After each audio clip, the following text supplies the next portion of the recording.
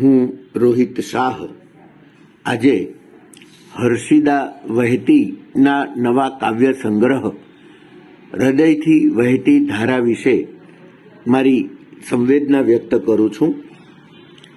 આ પુસ્તકને વિવેચકની નજરે નહીં, ભાવકની નજરે વાંચવું પડશે. આમ પણ હૃદયથી વહેતી વાત હૃદય સુધી પહોંચી શકે તો પછી વિવેચનના માપદંડોની પરવા ન કરીએ તો ચાલે. સાહિત્યના સિદ્ધાંતો મહત્વના છે, પરંતુ સર્જકના સંવેદન કરતાં વધારે મહત્વના તો ન જ હોઈ શકે ને.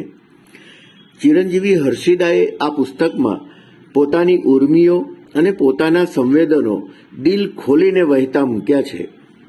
એમાં પારિવારિક સંબંધોની વાત પણ છે અને પ્રકૃતિનું અનુસંધાન પણ છે. લગભગ 1985થી હર્ષિદાને મેં સાહિત્ય સર્જન માટે મથામણ કરતી જોઈ છે. વચ્ચે થોડાક વર્ષ ઘર ગૃહસ્થીમાં અટવાઈને હવે ફરી પાછી એની કલમ સાહિત્ય સર્જન માટે થનગની રહી છે. ત્યારે આશા રાખું છું કે એની વહેતી કલમમાં આપણને પણ વારંવાર થોડાક સેલારા મારવાની તક મળશે.